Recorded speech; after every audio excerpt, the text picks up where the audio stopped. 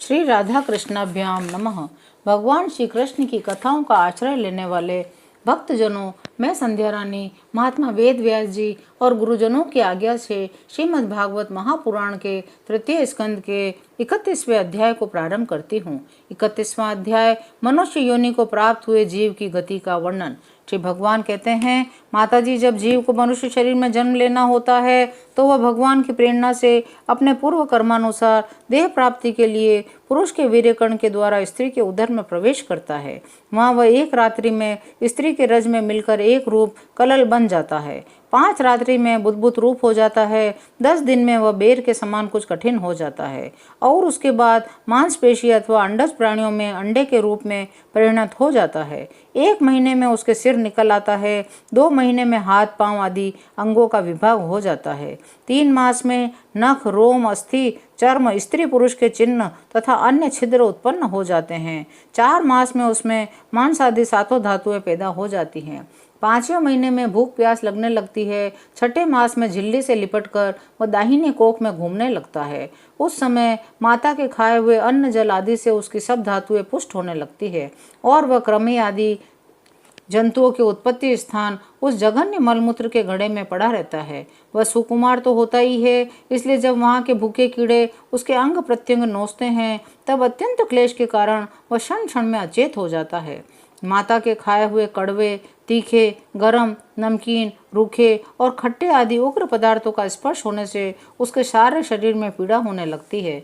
वह जीव माता के गर्भाशय में झिल्ली से लिपटा और आंतों से घिरा रहता है। उसका सिर पेट की ओर, पीठ और गर्दन कुंडलाकार मुड़े रहते हैं। वह पिंजरे में बंद पक्षी के समान पराधीन एवं अंगों को हिलाने डुलाने में असमर्थ होता है। इसी समय अदृष्ट की प्रेरणा से उसे स्मरण शक्ति प्राप्त होती है। तब उसे अपने सैकड़ों जन्मों के कर्म याद आ जाते हैं। वह बेचैन हो जाता है, उसका दम घुटने लगता है। इस अवस्था में उसे क्या शांति मिल सकती है? 7वां महीना प्रारंभ होने पर उसमें ज्ञान शक्ति का उन्मेष हो जाता है, परंतु प्रसूति वायु से चलायमान रहने के कारण वह उसी उदर में उत्पन्न हुए विष्ठा के कीड़ों के समान एक स्थान पर नहीं रह सकता। तब वह हाथ जोड़कर प्रभु की स्तुति करता है जिसने उसे माता के गर्भ में डाला है। जीव कहता है, मैं बड़ा अधम हूँ। भगवान ने मुझे जो इस प्रकार की गति दिखाई है वह मेरे योग्य ही है। वे अपनी शरण में आए हुए इस नश्वर जगत की रक्षा के लिए ही अनेक प्रकार के रूप धारण करते हैं। अतः मैं भी भूतल पर विचरण करने वाले उन्हीं के निर्भय चरणारविंदों की शरण लेता हूँ। जो मैं जीव इस माता के उदर में देह, इंद्रिय और अंतःकरण रूपा माया का आश्रय कर पुण्य पाप रूप कर्मों से आच्छादित रहने के कारण बद्ध की तरह हूँ, वही मैं यहीं अपने संतप्त हृदय में प्रतीत होने वाले उन विशुद्ध, अविकारी और अखंड बोध स्वरूप परमात्मा को नमस्कार करता हूँ। मैं वस्तुतः शरीर आदि से रहित होने पर भी देखने में 5 भौतिक शरीर से संबद्ध हूँ। इसीलिए इंद्रिय, गुण, शब्दादि विषय और चिदाभास रूप में जान पड़ता हूँ। अतः शरीर आदि के आवरण से जिनकी महिमा कुंठित नहीं हुई है, उन प्रकृति और पुरुष के नियंता सर्वज्ञ परम पुरुष की मैं वंदना करता हूँ। उन्हीं की माया से अपने स्वरूप की स्मृति नष्ट हो जाने के कारण यह जीव अनेक प्रकार के सत्वादि गुण और कर्म के बंधन से युक्त इस संसार मार्ग में तरह तरह के कष्ट झेलता हुआ भटकता रहता है। अतः उन परम पुरुष परमात्मा की कृपा के बिना और किस युक्ति से इसे अपने स्वरूप का ज्ञान हो सकता है? भगवान, यह देहधारी जीव दूसरी देह के उदर के भीतर मल मूत्र और रुधिर के कुएं में घिरा है। उसकी जठराग्नि से इसका शरीर अत्यंत संतप्त हो रहा है। उससे निकलने की इच्छा करता हुआ यह अपने महीने गिन रहा है। हे भगवान, अब इस दिन को यहाँ से कब निकाला जाएगा? इस अपने किए हुए उपकार से ही आप प्रसन्न हो, क्योंकि आपको हाथ जोड़ने के सिवा आपके उस उपकार का बदला तो कोई दे भी क्या सकता है। कपिल देव जी कहते हैं, माता व 10 महीने का जीव गर्भ में ही जब इस प्रकार विवेक संपन्न होकर भगवान की स्तुति करता है, तब उस अधोमुख बालक को प्रसव काल की वायु तत्काल बाहर आने के लिए ढकेलती है। उसके सहसा ठेलने पर वह बालक अत्यंत व्याकुल हो नीचे सिर करके बड़े कष्ट से बाहर निकलता है।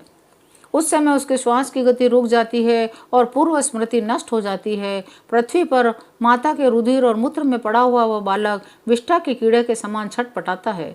उसका गर्भवास का सारा ज्ञान नष्ट हो जाता है और वह विपरीत गति को प्राप्त होकर जोर जोर से रोने लगता है। जब उस जीव को शिशु अवस्था में मैली कुचैली खाट पर सुला दिया जाता है जिसमें खटमल आदि श्वेत जीव चिपटे रहते हैं, तब उसमें शरीर को खुजलाने, उठाने अथवा करवट बदलने की भी सामर्थ्य न होने के कारण वह बड़ा कष्ट पाता है। उसकी त्वचा बड़ी कोमल होती है। इस समय उसका गर्भावस्था का सारा ज्ञान जाता रहता है, सिवा रोने के वह कुछ नहीं कर सकता। इसी प्रकार वह बाल्य अवस्था और पौगंड अवस्थाओं को दुख भोग कर वह बालक युवा अवस्था में पहुंचता है। इस समय उसे यदि कोई इच्छित भोग नहीं प्राप्त होता तो अज्ञानवश उसका क्रोध उद्दीप्त हो उठता है और वह शोकाकुल हो जाता है। देह के साथ ही साथ अभिमान और क्रोध बढ़ जाने के कारण वह काम परवश जीव अपना ही नाश करने के लिए दूसरे कामी पुरुषों के साथ वैर ठानता है। खोटी बुद्धि वाला वह अज्ञानी जीव पंचभूतों से रचे हुए इस देह में मिथ्या निभिवेश के कारण निरंतर मैं और मेरेपन का अभिमान करने लगता है। जो शरीर इसे वृद्धावस्था आदि अनेक प्रकार के कष्ट ही देता है तथा अविद्या और कर्म के सूत्र से बंधा रहने के कारण सदा इसके पीछे लगा रहता है, उसी के लिए ये तरह तरह के कर्म करता रहता है जिनमें बंध जाने के कारण इसे बार बार संसार चक्र में पड़ना होता है।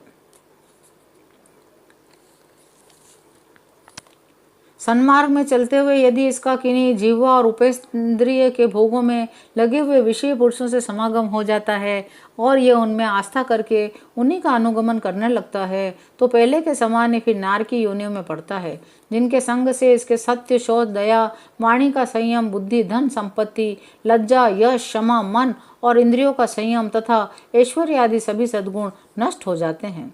इस जीव को किसी और का संग करने से ऐसा मोह और बंधन नहीं होता जैसा स्त्री और स्त्रियों के संगियों का संग करने से होता है।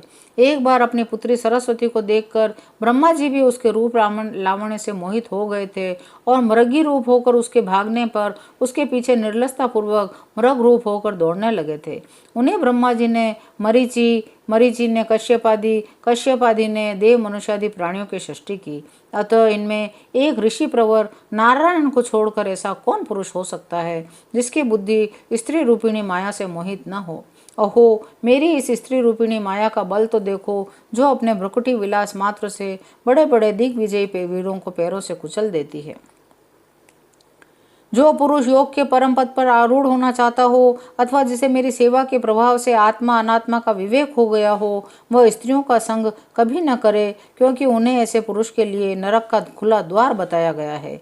भगवान की रची हुई यह जो स्त्री रूपिणी माया है, धीरे धीरे सेवा आदि के मिस से पास आती है। इसे तिनकों से ढके हुए कुएं के समान अपनी मृत्यु ही समझें।